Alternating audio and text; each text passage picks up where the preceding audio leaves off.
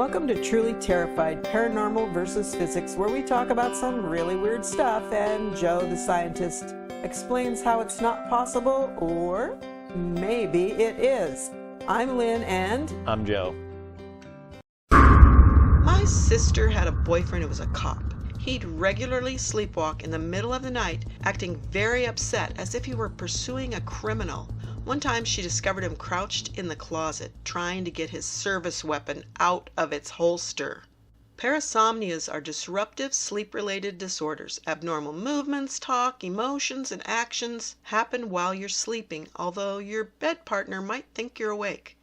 Examples include sleep terrors, sleepwalking, nightmare disorders, sleep-related eating disorder, and sleep paralysis. Sleep paralysis usually occurs when you're about to enter the rapid eye movement sleep cycle. That's called REM, or the dream phase, when your body locks down to make sure you don't physically act out your dreams. While falling asleep or waking up, your brain sends signals that relax muscles in your arms and legs. The result, muscle atonia, helps you remain still during REM sleep. With sleep paralysis, you regain awareness, but can't move. Sometimes, just sometimes, the brain's vigilance sets into motion to make you see things.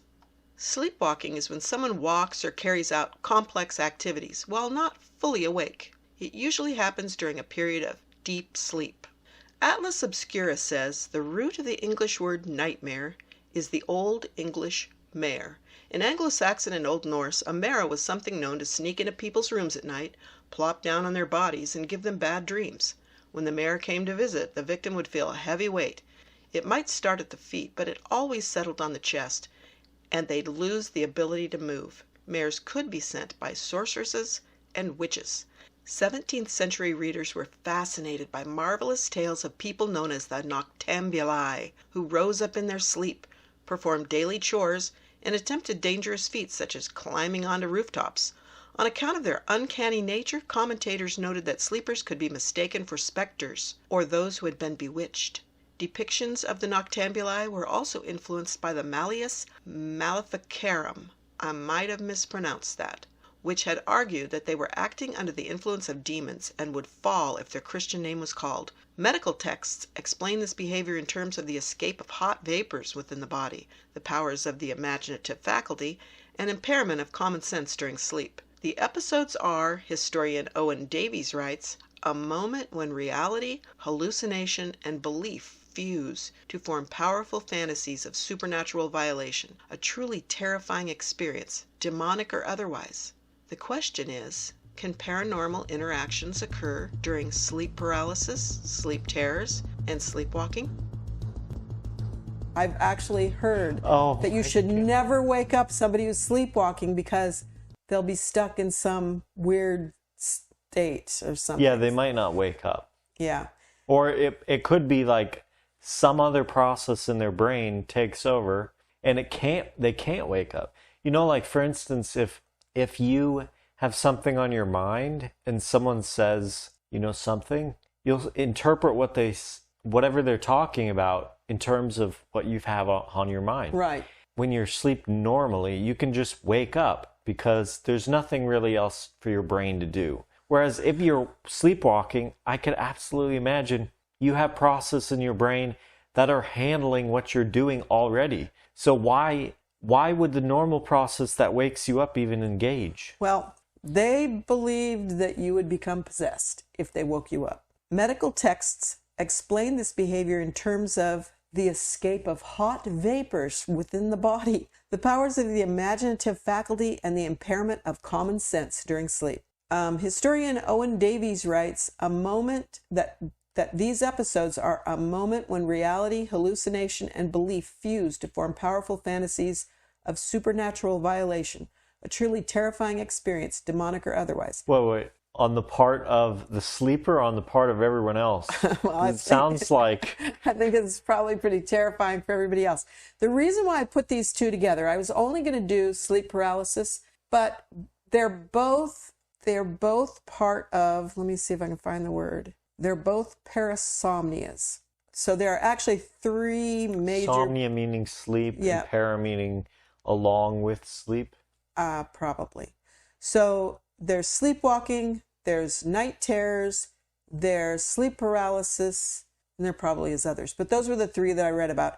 And those three seem to go hand in hand. For instance, when you have sleep paralysis, you could also call it a night terror because you're terrified. And when you are sleepwalking... Yeah, I never really understood the distinction between the two. Yeah. So when you're sleepwalking, you might be terrified also. You might not be, but, you know... So, I think probably most cases of sleepwalking, the person isn't terrified. And probably in those cases, they don't even notice they've done it.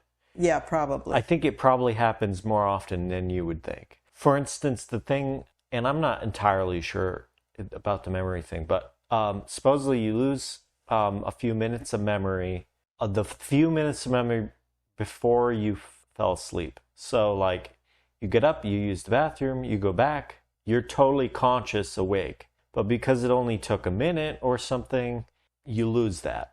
So was that sleepwalking?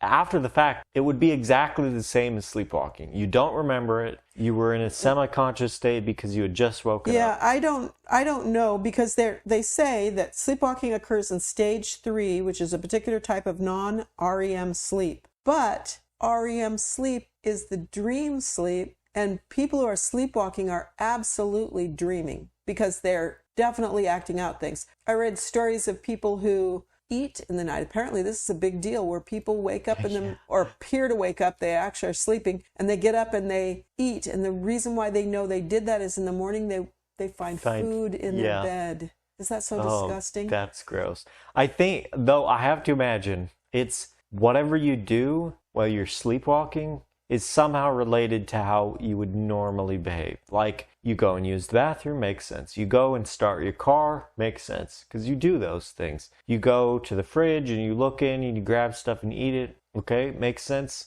If you start cooking something, makes sense. If I was to go and grab like leftovers and just start eating them, that makes a little less sense because, you know, for me it's a process of heating things up or cooking things. So it'd make more sense that I cook it, not just grab it and eat it, you know? I think most people, though, have lots of grab and eat food in their house. Yeah. So if you have lots of grab and eat food and you habitually grab and eat stuff, if you eat in bed, probably you're going to sleepwalk and eat in bed. There's a lady on TikTok, and I think her name is Spooky Boo Boo. I'm going to check real quick. Hang on. Okay. There's a lady on TikTok called Selena Spooky Boo, and she shows videos of her sleepwalking. So it looks like her house has lots of cameras set up. Oh, okay, yeah. And she walks around, and I don't know how much of this is BS, you know, but usually she does weird things like obscene gestures, makes faces, farts. Is this like she has a lot of these things posted? Oh, Because yeah. the incentive definitely is to fake when you have those sorts of things. If you have success based on something like that, there's an an incentive to fake it. Yeah. So like, you know, it's just weird. She's just walking around. And she eats a lot when she does this. She's got a huge following. Let's just see. She has 26.9 million followers. Wow. On TikTok. That's a lot. That is a lot. She has 1 billion likes. Wow.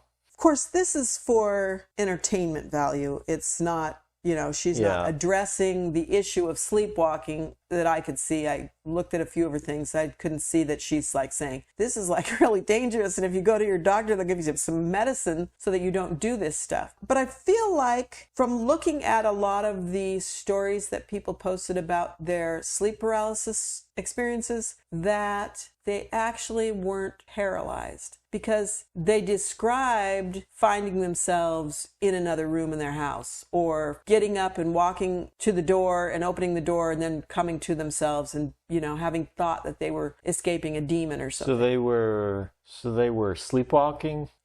Well, it looked like... Because sleep paralysis, literally, yes. you're paralyzed. So it looked like it started off as a sleep paralysis type of thing, where they would wake up, seemingly, to a feeling of pressure on their chest. This is almost universal. Feeling of pressure on the chest and not being able to move, not being able to scream. Some of them are really horrifying, like there would be a creature sitting on their chest and would whisper really awful things at them. So I just have to say, there's a progression from, it's like you wake up, you feel heavy because you're paralyzed because you're just breathing like you're breathing when you're asleep. There's a heaviness on your chest. You're like creating a narrative how this could be. Right. And so because you're partially asleep, you could hallucinate. And usually it's hallucinations. You're mainly focused on your breathing. Then it's something is on my chest pressing me down and you hallucinate. It's a thing. And then cultural biases. It's a witch. It's a demon. Okay, it's a monster. I'll read a couple of these. I only copied down a couple of them because most of them, they just didn't seem to be able to tell the story. They just, probably because they were so emotionally charged. Mm-hmm. They were so scared. So this one says, I saw a cat-sized shadow creature at the base of my bed, and it slowly crawled up onto my sheets and finally up to my chest. I felt uncomfortable. Another time I saw a shadow. I would feel uncomfortable.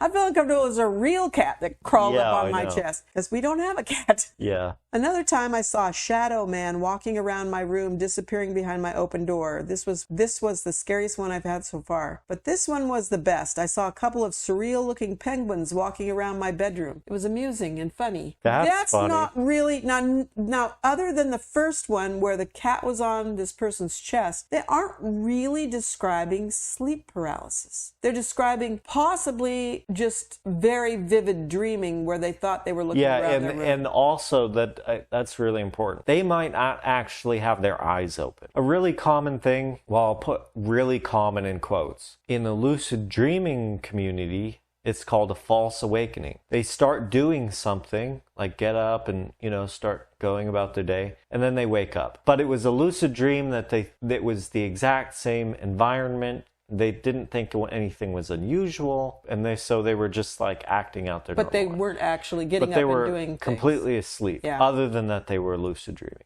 which is, as far as I know, some other part of your brain engaging. And so you're fully conscious of the hallucinations, whereas usually you would not be. Right. Okay, this one says, I have a few different sleep paralysis demons and one sort of sleep paralysis guardian angel. The demon ones are the usual shadowy figures standing over me or by my bedroom door. The worst one was while I was lying on my side with my back to the door, and it felt like someone got into bed behind me under the covers and put their arm around my waist. Yeah. Then it felt like they were cuddling into me and I could feel breath on my neck. It felt like they cuddled me for about a half an hour. All this time I'm trying not to show that I'm panicking because it feels like I'm getting cuddled by a skeleton with claws. It was only about the second, maybe third time I'd had sleep paralysis, so I nearly had a heart attack when this thing felt like it's moving in closer to kiss me behind the ear. Worst of all, it whispered, "Not yet. You're not ready yet. I'll come back when you are." That's terrifying. To me, it sounded disappointed and excited. It felt like it was silently telling me it meant that it was coming back when I was about to die. Scared the fucking shit out of me. Then this person goes on to describe their sleep paralysis guardian angel. I'd been getting sleep paralysis on and off for about 18 months by this point, so I could usually tell straight away when it was happening. At first I thought it was the usual demon things beside my bed, but when I looked properly, I realized I could clearly see a man kneeling next to my bed smiling at me. It wasn't a creepy smile, more like a parent coming in to check on their kid. He looked like he was dressed in a 50s style suit and hat. He didn't say anything, although I got the sense he was letting me know everything was all right and he'd look after me. Okay, so to me, those aren't classic sleep paralysis. Classic sleep paralysis where somebody thinks something is on their chest, they can't take a deep breath, they can't scream, they can't open their eyes, they're paralyzed. Yeah, that's the usual sleep paralysis story. Yes. And sleepwalking, on the other hand, is the person might not even be aware that they're dreaming. Yeah. The way I see it, you have at least 3 binary factors determining what state you are in wakefulness or sleep. That's whether your body is paralyzed. That's a normal body paralysis is like a normal thing to have when you're. Well, you have to be. I mean, you have to be. Yeah. Hallucinations. Again, those are actually normal, and part of that is your brain essentially retraining itself based on the information you learned in the previous day and whatever. And then conscious awareness. So conscious awareness is, I think they kind of narrowed it down to like a particular spot in your brain. But when it's engaged, you are like conscious. So based on that, there's 8 states. Like in normal day-to-day life, you're not paralyzed, you're not hallucinating, hopefully, and you're conscious. Sleep paralysis is you're conscious, you're hallucinating, and you're paralyzed. Night terror / I have to say / when you're walking around sleepwalking is you're not conscious and you're hallucinating and you can move. Again, a night terror, I think, like I know some people are actually semi-conscious. And so in that case, it's kind of weird. They're conscious, not paralyzed, and hallucinating, you know? Mm-hmm. But each one of those is probably because of a particular function in your brain occurring or not occurring. And they're supposed to all happen at the same time. Consciousness shuts down, you're paralyzed first, and then you start hallucinating. And depending on when you start hallucinating, like there's what's called hypnagogic or hypnagogic, whatever, hallucinations. Those everyone have to some degree. Like the blobs you see when you're falling asleep, that's hypnagogic hallucinations. Those are normal. I've had dreams which are apparently not in REM state. I don't really know if like the whole REM is dreaming thing is exactly accurate, because I don't think it is. I've had it where I've had dreams and the timing, based on the timing, it just really couldn't have been REM. Yeah. It's a lot more loose than you would think. I made a few notes about what is said about these 2 particular situations. And it says, while falling asleep or waking up, your brain sends signals that relax muscles in your arms and leg. The result, muscle atonia, helps you remain still during rapid eye movement sleep. Sleep paralysis usually occurs when you're about to enter REM. Yeah. And your body locks down to make sure you don't physically act out your dreams. But sometimes the brain's vigilance sets into motion to make you see things that aren't actually there. So there's some crossover where you're paralyzed, but you're somewhat conscious enough, and yet you're still, like there's some kind of intersection between consciousness, paralysis, and dream state. Yeah. Depending upon the severity of the situation, the causes of sleep paralysis are multifold. Usually it's erratic sleep patterns, genetic, substance abuse, childhood trauma. There's probably definitely a genetic contribution, because it seems like you'll have whole families who have night terrors. But then it could also be lifestyle, because in a family you might... there might be high anxiety or trauma, or, there could be all kinds of things. This said, sleepwalking is when someone walks or carries out complex activities while not fully awake. It usually happens during a period of deep sleep. This peaks during the early part of the night, so sleepwalking tends to happen in the first few hours after falling asleep. Wait, what? It says it tends to happen in the early part of the night, or probably a better way to be putting that is the early part of your sleep cycle, because early part of the night, that doesn't make any sense, because people go to sleep at all different kinds of night, different times. All of these things are parasomnias, and they're disruptive sleep-related disorders. Abnormal movements, talk, emotions, and actions happen while you're sleeping, although your bed partner might think you're awake. Examples are sleep terror, sleepwalking, nightmare disorders, sleep-related eating disorders, and sleep paralysis. Now, they say sleepwalking occurs in stage 3, which is a particular type of non-REM sleep, and yet you're definitely hallucinating. Yeah, that's what I mean. If you're sleep paralyzed and you're hallucinating and your eyes are open, are you in REM? I mean, are your eyes like vibrating around the room? You're hallucinating. Obviously, it's not just, Yeah. Okay, so a lot of people believe that this is a form of demon possession. Yeah. And So imagine if you're not always trying to evaluate things from multiple directions and trying to determine, can I actually determine if this is the truth or whatever, and you have this huge cultural bias for accepting like myths and whatever, then you see something that's extremely, you see it, like you are perceiving this, it's extremely convincing, it's going to be absolutely whatever you are hallucinating, you'll think is real somehow. okay, so here's where it gets weird. There are people who have had really bad dreams. And I'm just going to say it's really bad dreams because I don't, we can put all the labels you want on it. Some of them have been in a state of paralysis. Some of them have been in a state of sleepwalking. But the one thing they all share is that it's really terrifying. And then later they claim it comes true. So, like an example? There was one who said, I don't remember if it was a woman or a man, they woke up in the middle of the night and they saw their grandma standing in the doorway, and there was some issue with her and she was crying and she seemed upset, and then the person woke up or came to their consciousness. When that person came to, they were standing.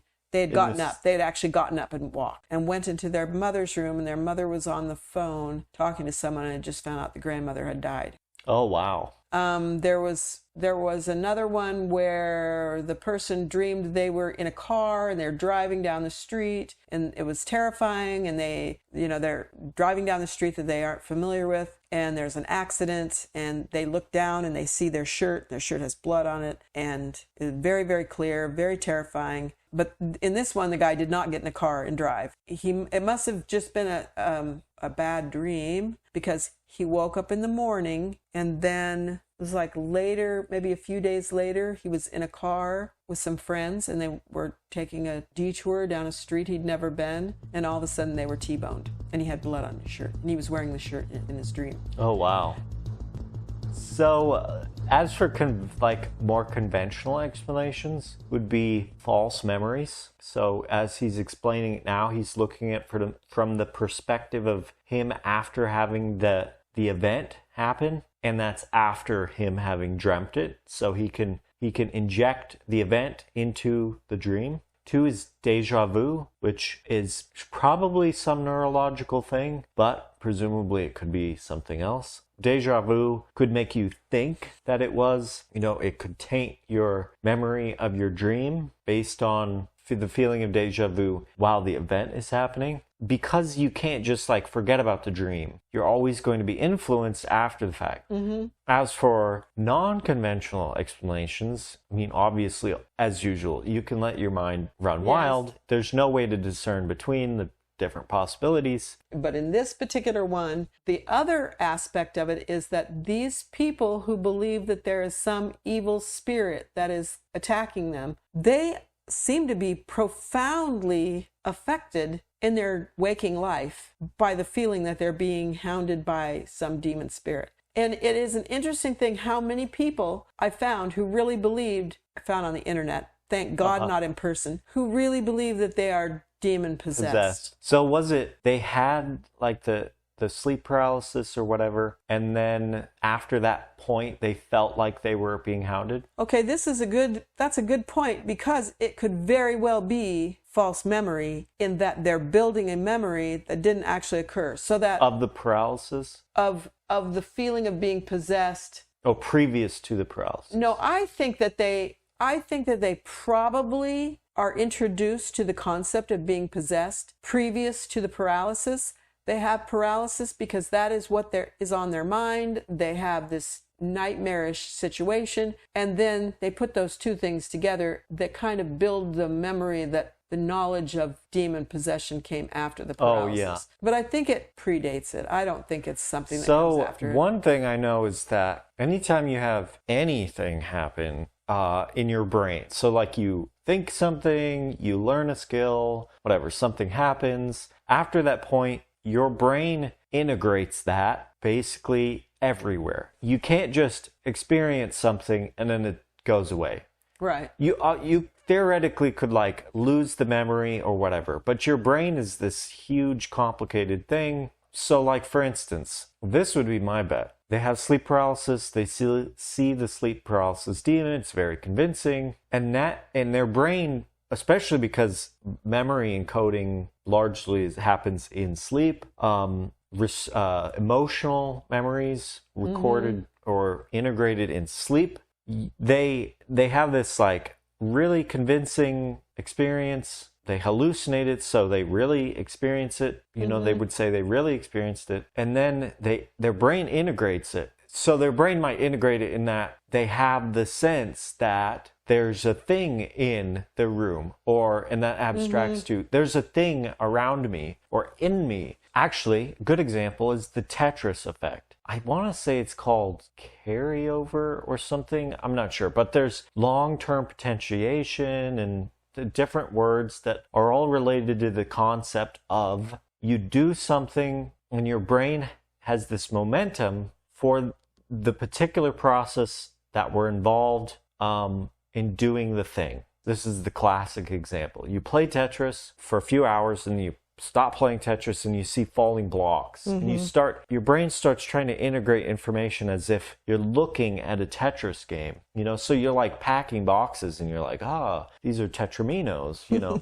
In that same realm of thought, if you've been spooked by something, you'll have like a sense of spookiness for a while after that point. You know, you'll be spooked. If something pisses you off, more likely it will change your mood, which means it will persist. That same pattern in your brain will persist for a while, especially with things that involve emotional integration while you're asleep, are going to persist for a long time. I've never had a classic sleep paralysis experience where I thought that there was a demon sitting on my chest, but I have had sleep paralysis, but I just couldn't move, and that was scary enough for me. I just didn't like that at all. But I'm assuming that their experience of believing that there's a demon sitting on their chest is not unlike my experience having had a night terrors and sleepwalking with a night terror. When I look back on those experiences, it is recorded in my mind as if it truly happened. Yeah. It is every bit as real as anything else that I experience in life. So if you had that recorded in your brain, like, yeah, it was a demon sitting on my chest, there was a shadowy figure standing in the doorway, and there was some old witch clawing at my toes, well, it'd be really hard to say, if you're an average person, it would be really hard to say, it was just a dream, it was just sleep paralysis. Yeah. When you feel, you know, your feeling is that, no, that really happened. It really happened. That was real. I could smell it, see it, taste it, feel it, everything. Almost no one nowadays would say, okay, that did really happen. It was a sleep paralysis demon. It wasn't just a dream. I think even in like paranormal, you know, kind of crowd, that those are still just dreams.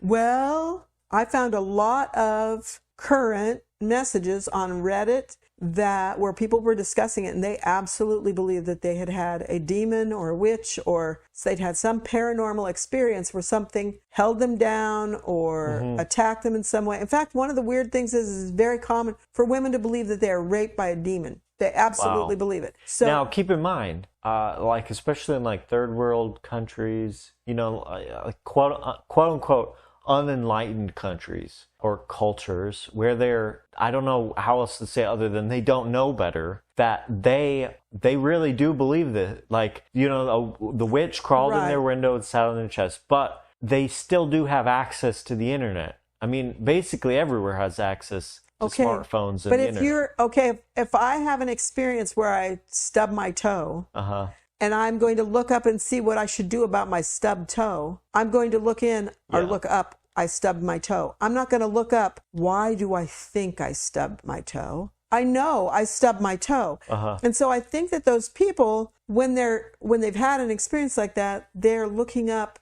a demon came and sat on my chest. They're not looking up, what happened to me where I thought a demon sat on my chest. And what you get is other stories by other people who believe the same thing, and that, which probably validates it. Yeah, validates it totally.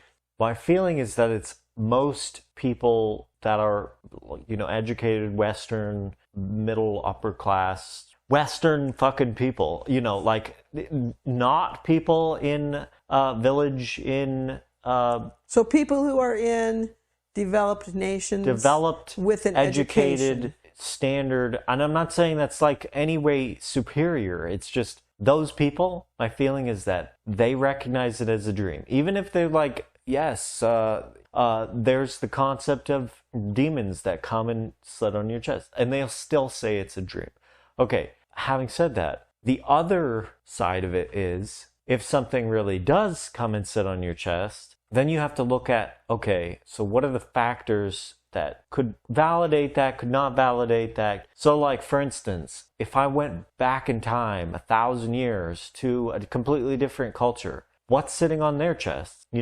If I go to a completely different, a completely isolated culture and they have a different class of religion and everything, what's sitting on their chest? Or do they even have that? But you bring up an interesting point. So what if, when somebody is in that stage of sleep, pre-REM, pre-REM sleep, and they're paralyzed, what if there really is something that comes? That yes, they're paralyzed, but what if there really is something? So you're saying, what if there really is something that comes and sits on their chest? Yeah. So one thing that's really interesting is, how would that thing know that you're paralyzed? And how, at that moment, you know what I mean? Okay, so you say, the thing coming and sitting on your chest is causally related to you being paralyzed. It's not just it's not just a coincidence that the thing comes and crawls in your windows, sits on your chest after you've been paralyzed and you have your eyes because bitter. That's what these people believe. This really is important. If you believe this, it's important to think about these things. So imagine you happen to be paralyzed every fucking time the thing comes and crawls and sits on your chest. So there's a causal relationship there. You become paralyzed. Is the thing paralyzing you? Is the fact you're paralyzed calling the thing to come and sit on your chest? Okay, so every single time you go to bed at night, you go through a period of paralysis. Yeah. Every single time. Yeah. And you can feel it happening too if you pay close attention. I do not want to pay attention. Yeah. And also paying attention to it, paying really like deliberate close attention to it, can actually induce sleep paralysis. No, it's a common thing in it. people who try to induce lucid dreams that they end up having a higher frequency of sleep paralysis. Which if you can recognize it instantly and then like breathe rhythmically and say, okay, I'm in sleep paralysis, you can learn to mitigate almost all of the negative effects. Okay, so let's say, every single night you're paralyzed, but not every single night does every single person believe that there's a demon sitting on their chest. Even people who have had those experiences where they believe a demon is sitting on their chest don't have that experience every single night, even though every single night they're paralyzed. And sometimes it's a different thing. Right. So okay, how would the demon know you're paralyzed? Maybe the demon's just sitting there waiting for you to go to sleep. Yeah, okay. And they know you're going to be paralyzed. So the paralysis, it happens. And so does the demon. But it's the waking up and recognizing, oh, I'm paralyzed, okay? And then there's a causal relationship to something showing up. Not even sitting on your chest, not even the type of thing, not even if it's bad or good or anything. You know that this is the relationship. You wake up, you notice you can't move, and then something happens. So what you should expect is when you wake up and you notice you can't move, that something will happen, right? It's not even necessarily bad. Now, that same relationship happens every night. If you can always remember your dreams, then after I fall asleep, then I'll have dreams. So this is why, it's really attractive, the idea that it's just all dreams. Because you'll have dreams, and you're in a state where, the same state where you're going to have dreams. Where if you fall asleep, even if you wake up, it's, dreams. I mean, and your dreams might not even be they might be of you waking up and seeing and being paralyzed and seeing a actually that was one thing that a lot of people their sleep paralysis includes, and some of them even said they woke up and they couldn't move, and then they floated above their bodies and looked down on their bodies. And those people believe they died, that they were astral. That's a common thing for out-of-body experiences too. Again, the progression of noticing things, and then that informs what next how it will evolve, because it's informing what you think is happening. You have the prior knowledge of that some people believe your ghost floats out of your body when you die, right? Mm-hmm. Super common in Western culture. So you are dreaming that you are in this horrible state, and then somewhere in your brain registers, oh, I'm dead. And so now it goes into this cascade of, okay, now I should be floating. What else can I say other than it's what happens when you dream? Your brain is going through this evolution of this simulation and hallucinating it. It's the time when your brain can do anything it wants. Your consciousness is shut down. It can't hurt itself. It can do anything it wants. It just so happens that your brain is shittily designed, and you might be conscious. You might be able to move around. And sometimes it's like your brain's doing some weird shit, but you're conscious, but you can't move around. I think it's interesting, though, that so many people, the vast majority of people, when they talk about sleep paralysis, and I did look at a lot of sites where they did not think it was something paranormal. They knew it was sleep paralysis, and that was what they experienced. But that their experience of it is terrifying, not because they can't move so much as because while they can't move, something attacks them or is threatening to attack them. Whereas my experience is just not being able to move is terrifying. For me, because I woke up during surgery, and they give you a paralyzing medication while you're in surgery, so that, because otherwise you'd be twitching and moving and stuff. So you're paralyzed when you're having surgery, and my medication lightened enough that I was conscious. But you can't even turn your eyes to the side. You can't do anything. You can't go, you can't do anything. So to me, sleep paralysis is like, holy crap. But even looking back, before I had that surgery, I can remember being a kid, and I think I had a fever or something. I was really sick. I was laying on the sofa and I fell asleep. And when I woke up, I was paralyzed. I could not move. And I was trying to call for my mom, and I couldn't. But there was no monster involved. There was no demon involved. But my sister, growing up in the same household, she believed regularly demons would come and hold her down at night. And I know you're going to say, I think you're going to say that it's because of the Christian Judeo culture we live in or whatever. But when you talked about what would an ancient civilization, what was their experience, or some remote tribe in South America, what are they experiencing? Exactly. How are they experiencing that? I wonder why some people, and the majority of people, have something other than just experiencing being paralyzed. It's a bad experience. That one that I read was, they said that there was a man there with a button-up shirt and gave him a happy feeling. An angel or whatever. Yeah. I think that was the only one I found that was even remotely like that. They're either horrible or they're just like, I have sleep paralysis. It's no big deal. A progression of you responding what you've noticed so far. The first thing you notice is that you can't move. That's just not a very happy thing. Right. Something I'd also like to bring up is, for people who lucid dream, a similar thing happens while they're lucid dreaming. So, really? Lucid dreaming is you're fully conscious of you're hallucinating while you're asleep. So you're in a dream state. And from my experience, there's literally no way to tell that you're not just awake. It is exactly the same as regular perceptions, as far as you can tell while you're dreaming. What people will often say when they're lucid dreaming is, oh, a monster, this horrifying thing showed up. Now, probably the people who deliberately induce lucid dreaming or have lucid dreaming frequently, they have a little bit more understanding of what they can and can't do. If you see something horrible, you can just change things. It's your brain. You basically have full control over what's happening.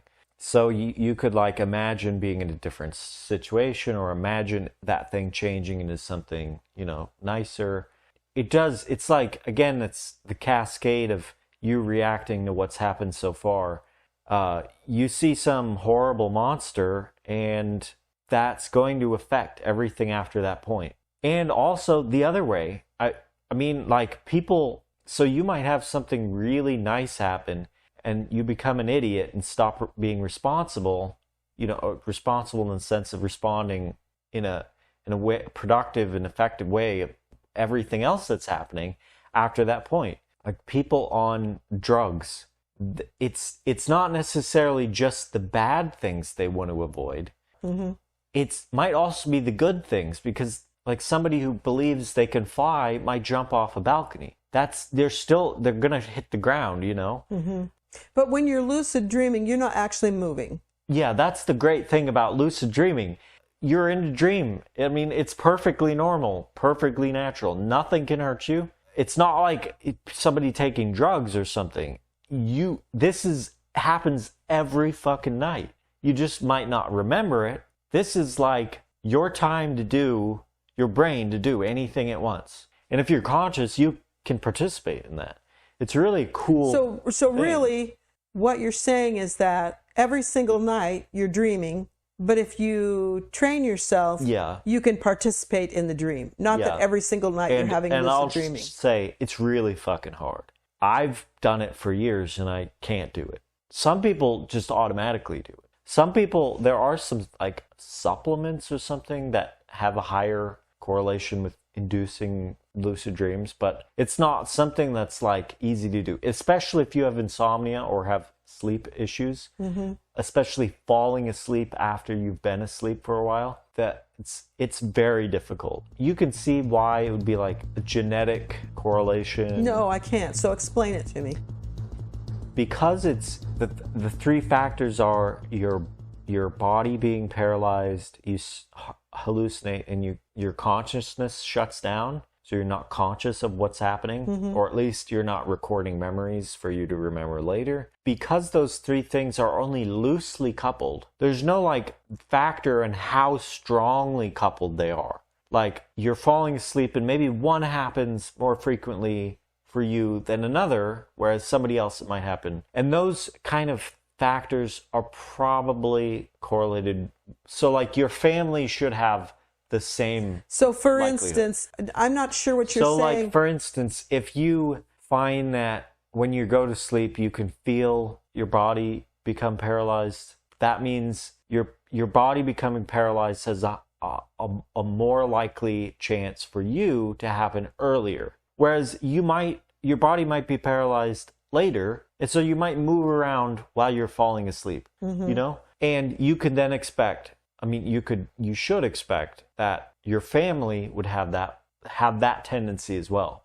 So, I'm going to look up and see if lucid dreaming is a parasomnia too. So lucid dreaming, if you have a higher likelihood of just dropping out of being unconscious while you're asleep, meaning you can. So that means like you go into a lucid dream state. You can expect your family to.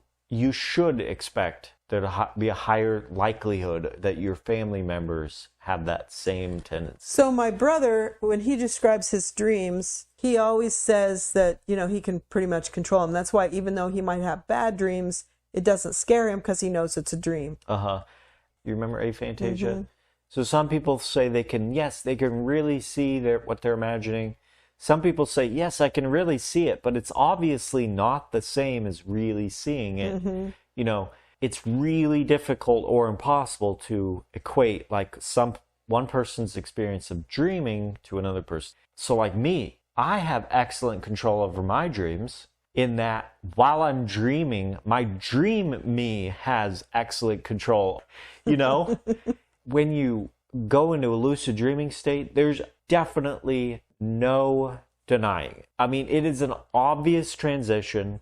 The common thing for me is after I've been asleep for a while, usually like 4 a.m. or something, early morning like that. Like I'll be almost asleep and then I'll see like the center of my vision, a hole forming, just burning. And it looks like I'm looking through a window. And it's not like you're imagining it. It's not like like somewhere else in your brain, but it's kind of like you can see it, but it's somewhere else in your brain. No, this is equivalent, exactly equivalent to seeing it, like actually seeing it. Like you are looking, it's a black piece of paper and somebody lit a fire, and now and then this loud blaring sound for me, and I'm in a completely different location. So it makes me wonder if those things happen whenever you dream. It's just that if you're not... yeah, so if you're not recording the memories, right, your consciousness isn't booted up, then every night you're having this experience, but you just are not going to recognize it or remember it. That's interesting. And it's really important your brain does this stuff. It is like it's like a scratch pad for your life. All the things that your brain needs to work out with the things it is processing from the previous day, or what it thinks it needs to do, or whatever. It needs an environment to be able to do stuff, you know, to test interactions between things, and it probably doesn't do that very efficiently, you know. I mean, what place does seeing a creepy witch crawl onto your chest have in this sleep process? It's a glitch, because there's a lot of glitches in evolved systems. It's really important that we have that. It would be really nice, though, if we could just every night experience. I absolutely love dreaming. I absolutely love it. I wish I could remember all my dreams. I absolutely think it would be awesome to be able to lay down and say, okay, tonight I'm going to dream. Yeah, could you imagine? It's like VR.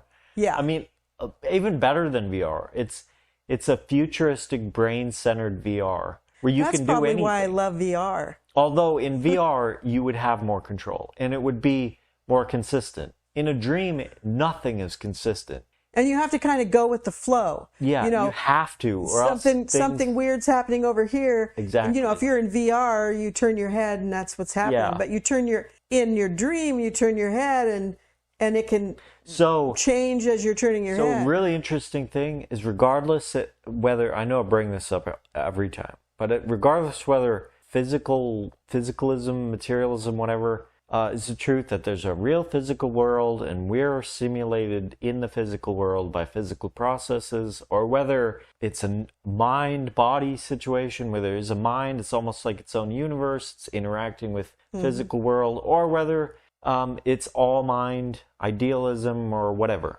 When you dream, regardless, it really is the idealist universe. What you're seeing is actually all in your brain. It's your mind is simulating all of it. So that is really a mind-only universe. And so if you're looking at a dream scene and you turn your head, that dream scene, that perspective you were looking at, is only valid as long as you can remember it. If you don't remember it anymore, it's gone. So you could turn your head and turn back, and it's completely different. Yeah. And it's informed by your beliefs, not necessarily your true beliefs, but your beliefs in the moment of things. So people say, don't look in the mirror when you're lucid dreaming, because your hands have 10 digits each. Time is flowing backwards, and you look like a fucking demon or old or bizarre when you look at yourself in the mirror. Have you ever tried to read something in a dream? Yeah, exactly. Yeah. It's the words are all messed up, and it's characters you've never seen. You know what it's like? It's kind of like Stable Diffusion. Yeah. Yeah, actually, before Stable Diffusion, there was Deep Dream. And I think I heard of something. that. It's I think it was Google, or I might be wrong, but the images you would typically see on the internet were dogs.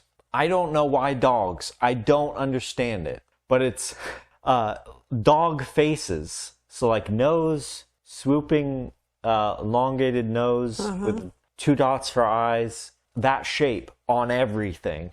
So everything is a dog face. And that was actually an effect of training or something. It wasn't that was what they were trying to produce, images of weird psychedelic dog things. they would have this, so it was constantly changing. It was like zooming in, and the dog faces. That's not good. That's I know, not it's really strange. Stable but diffusion I is think much people better. were like attracted to it because it was kind of the same thing as like what being on acid. yes, well, so that's occurring because of the changes in your visual cortex.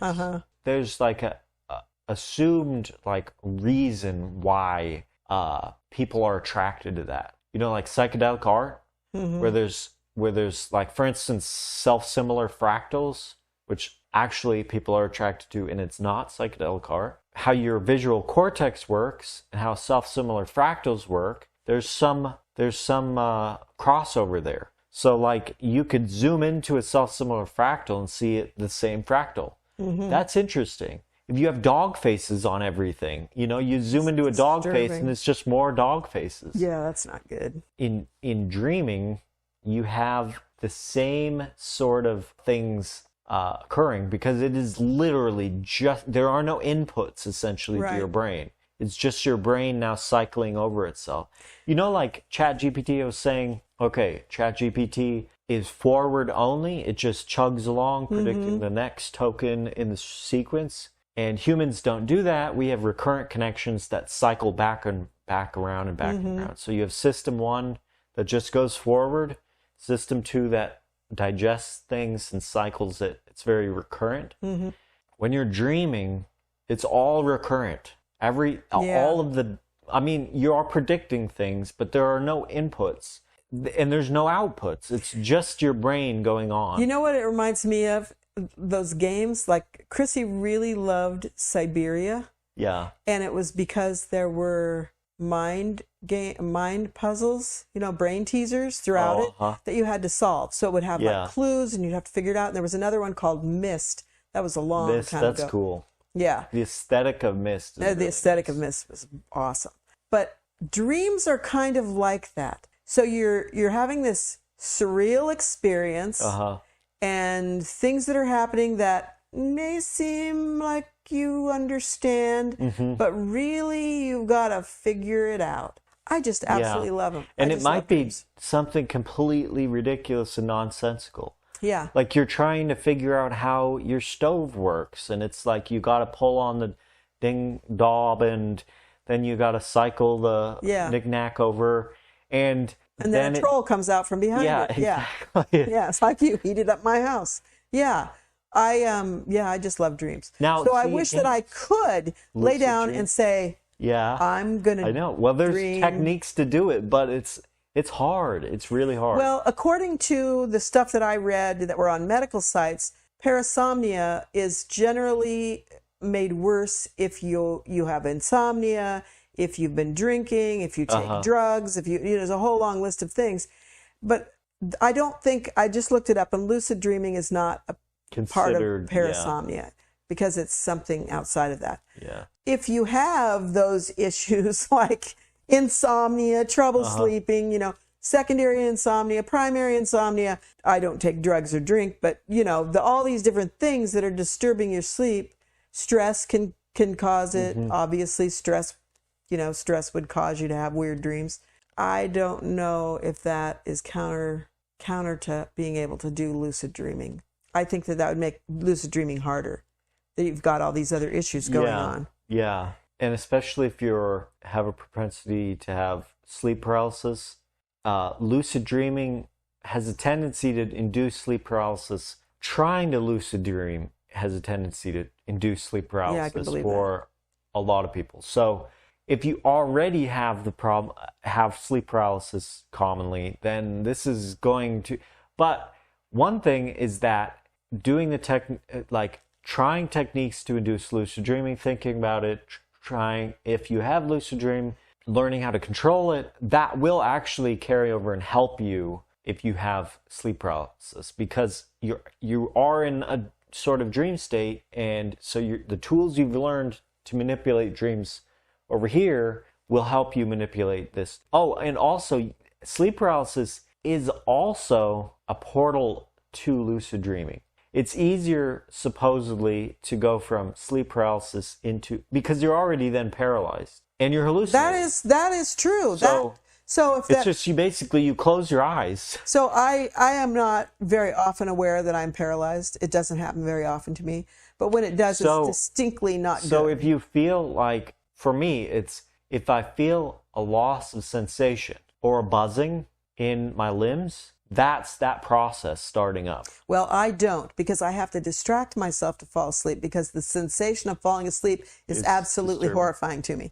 Okay, One thing you can do also is do exercises specifically to become comfortable. Like, for instance, if you're doing the techniques called wake-induced lucid dreaming, wild for lucid dreaming, there's a process of becoming comfortable with it, because it's called wake-induced lucid dreaming. So you're already awake and you just slide into it. So you go through the process of paralysis, you go through the process of starting to hallucinate, but you retain your consciousness. It's very difficult, obviously. So it's just like falling asleep, but you don't lose consciousness. So you go through the whole thing, you experience all the weird shit, and that's freaky. So there's a process of becoming comfortable with that. It might be helpful to specifically focus on those things in order to become comfortable. I think I might try that and see what happens if you hear me screaming in the night. If it's the kind of existential stuff, like since my last seizure or whatever, that's been a thing. That's like, that caused changes in my brain, and that's persisted, like I was saying. Mm-hmm. And so now it's like the same time of day at night, the same conditions, and my mind goes back there. So I've been trying to get comfortable with that. It's worked. It's worked well enough that I don't really think about it anymore. If you have those same sort of feelings, like really existential dread or whatever, the problem is if you set that off and then you can't sleep at all, then you don't want to do that. Yeah. So while you were talking, I looked up lucid dreams on WebMD. Oh. So this ought to be interesting. So are they I have coming not read this. from a perspective of pathology? I don't know. It says lucid dreams are when you know that you're dreaming while you're asleep. Okay, we can agree with that. Studies suggest that about half of people may have had at least one lucid dream. They probably don't happen often. Usually only a handful of times a year. Yeah, and you might not remember it. That's really important. Supposedly, a lot of what you are consciously aware of is not encoded into memory around sleep. So you might have actually had a lucid dream and you just don't remember it. Lucid dreams are most common during rapid eye movement sleep, a period of very deep sleep marked by eye motion, faster breathing, and more brain activity. But on the thing why I clicked on it is it said there are dangers. Okay, for one thing, studies have found physical differences in the brains of people who do and don't have lucid dreams. The very front part of the brain, called the prefrontal cortex, the site of high-level tasks like making decisions and recalling memories, is bigger in people who have lucid dreams. I think there's a part of your prefrontal cortex that's like off-center, and it's small, and that specifically shuts down when you're asleep normally. I think that the closest I've come to lucid dreaming is that I'll be having a dream, and then I'll start waking up because I have to go to the bathroom or something. And so I'm kind of directing the dream at that point. And then I have to go to the bathroom, and I know, and I'm fully aware that I'm dreaming, and I think, oh man, I have to abandon this dream, and I know I won't be able to get back into it. So that's the closest I've come. It also said that folks who are most likely to have lucid dreams tend to be self-reflective types who chew over thoughts in their heads. And one small study in Germany tracked the brain electrical activity in volunteers as they slept. Based on those measurements, the researchers said lucid dreaming may be kind of a between state when you aren't fully awake but not quite asleep either. I don't know. I believe that because there's been a lot of studies with really good lucid dreamers. They lucid dream like every night.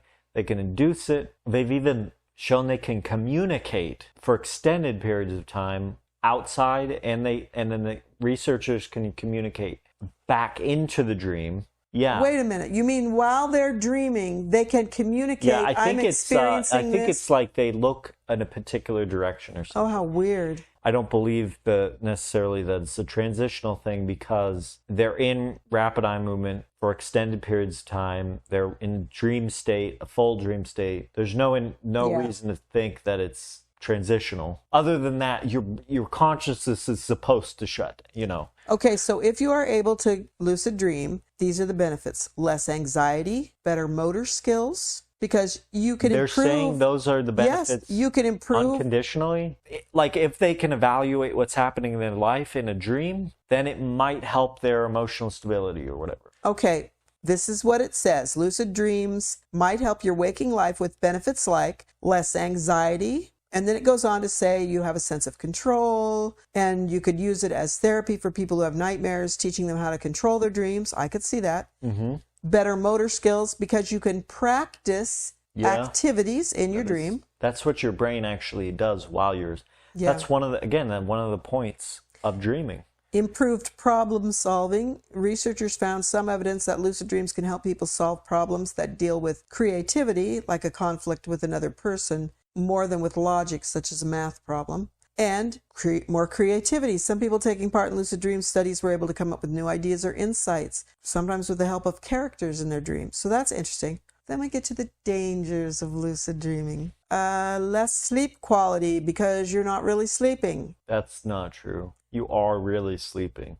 I mean, it's not obviously like the kind of sleep that is like stereotypically natural because you're supposed to lose consciousness. But there's no difference other than that you've not lost consciousness. Right. And then it says confusion, delirium, and hallucinations. Well, you are dreaming, so you're hallucinating. Okay, this is why. I mean, in the sense that a dream is a hallucination. You might classify it differently. In people who have certain mental health disorders, lucid dreams may blur the line between what's real and what's imagined. And that is actually important. If you already have a tendency to not really know, like, is this real life? Or then it might be a problem if you know that you sometimes go into a period where it isn't real life, But that's a problem. It's like very low percentage of the population, and they should probably be in therapy anyway. Probably. How to have lucid dreams. Small studies have found that you may be able to raise your chances of dreaming lucidly. One way to do it might be to prime your mind to notice unusual details in your dream, and then it goes through some really crazy stuff like reality testing in your dream. But if you're already able to test reality in your dream, then you're already lucid dreaming, right? So the idea is that you develop a habit of testing reality in real life, in normal life. In waking life? In waking life. And then the habit will carry over into... Oh, I see. Yeah, and then you can prime yourself saying, like, I will dream about this, and then it will be a lucid dream, and whatever. Okay. As far as I know, the most effective technique is setting a timer about, I think it's like 5 to 6 hours into the night. Yeah, that's what it says. And then waking up, staying up for about 5 minutes. Yeah. Then going to sleep, priming, and you might do some breathing exercises or something. And then just going to sleep like normal with the expectation that you'll lucid dream. Yeah, that's exactly what it says right here. You're as good as honestly, WebMD. The problem with that is if you set a timer for like me in night, I'm up. Yeah, There's that no would be the fucking end way of my I'm gonna that would go be back the end to of my sleep. night.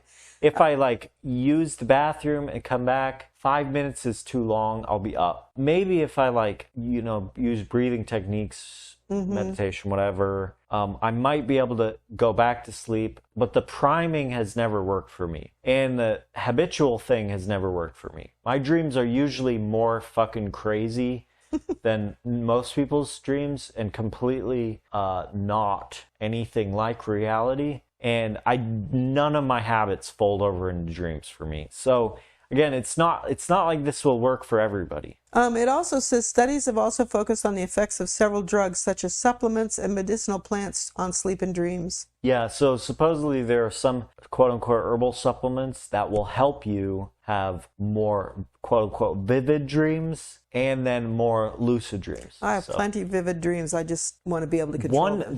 Probably one of the most important things, though, is keeping a sleep journal. Because that's what it for says. whatever reason, if you write your dreams down, it's probably because you're training your brain to retain the memory or something. Mm-hmm. You then retain the memory just by default. You remember your dreams better. And so if you have lucid dreams and you just forget them because you have no reason to remember dreams, you don't remember dreams, then you won't remember you even had a lucid dream. And it gets you in the habit of like thinking about dreams and whatever. So let me ask you this. Do you think that people who suffer from terrifying sleep paralysis, because everyone has sleep paralysis, but they have a terrifying experience with sleep paralysis, do you think that they would benefit from trying to practice lucid dreaming? Yeah, so in the same benefits you get from controlling dreams can be used to control, theoretically, can be used to control the hallucinations you have when you're in sleep paralysis. What about sleepwalking?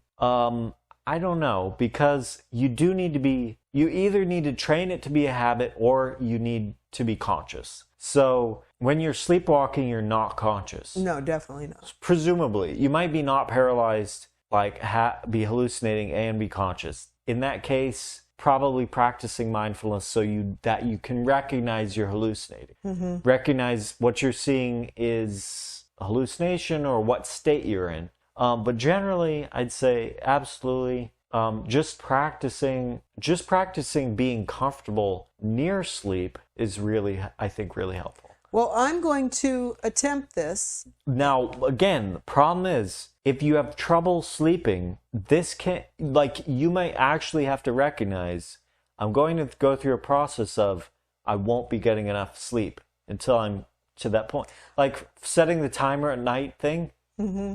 That might actually completely fuck your sleep up. Well, if I wake up to go to the bathroom, if I just have a reminder, like on my door as I go out of the bedroom to go to the bathroom, You're dreaming. This isn't real. No, just a reminder of what I'm supposed to do next. And then I'll report back and tell you how it goes. Yeah. My biggest concern, though, is sleep paralysis, being aware of sleep paralysis because of my experience of waking up during surgery. It is a huge trigger for me. It was a trigger before. It's way worse now. Yeah. As for like PTSD from things and PTSD light from things like that, any of the standard techniques for dealing with that is probably better than nothing. Mm-hmm.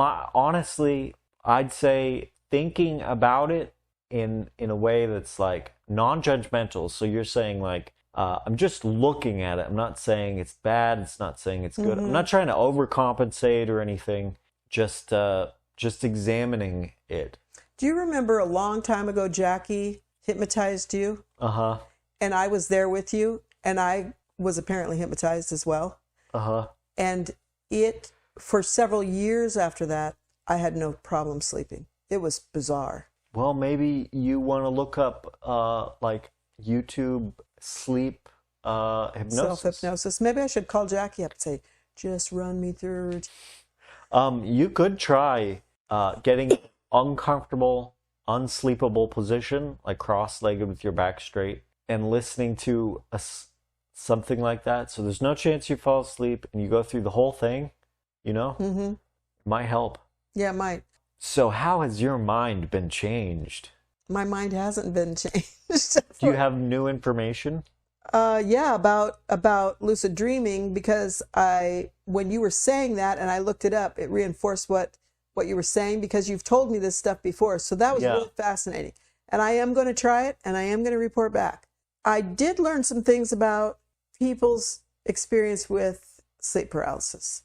And what I think I learned, not only from you, but from what I read, is that these people probably have an underlying emotional thing going on that makes them think that there's demons sitting on them. Yeah.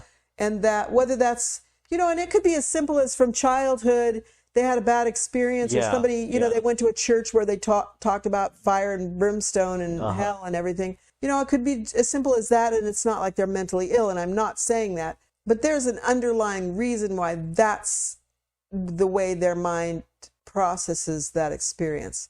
As far as sleepwalking, I have no words about that because I am a sleepwalker. So, although thankfully not a whole lot of times, just a few times in my life.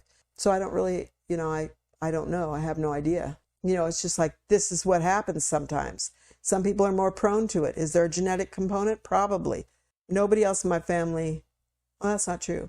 When Tom was little, he used to sleepwalk when he was a little kid, but nobody else in the family sleepwalks.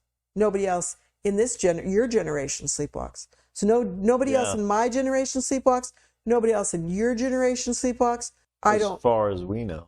Well, you don't sleepwalk, do you? How would you know? You don't remember? Well, if I heard you get up in the night and you were doing something beyond just going to the bathroom. The only thing I ever do at night is go to the bathroom. So right. If I was sleepwalking, I would be going to the bathroom. Not necessarily, because when I've sleepwalked, I got up, crawled down the hallway, I could see things, tried to get out the door, bent the frickin' door. That's what I call a night terror. Well, except night terrors according to what I read, night terrors happen while you're paralyzed. So it's a dream during paralysis. I'd say it's like a terror at night. I've always called it night terrors, so I don't know. Anyway, so I can't say that my mind has really been changed, or, I can't really say that, but it was an interesting conversation regardless. Yeah. Well, I got nothing. Cool beans. While I'm not a believer that parasomnias are always a portal into the paranormal realm, I wonder if some of them can be chalked up to something else. What do you think? Our contact information is in the show notes, and as always, if you have a story you want to tell, send it to us. Please share, subscribe, and leave a review wherever you get your podcasts. Thanks for listening, and never be so terrified you can't run.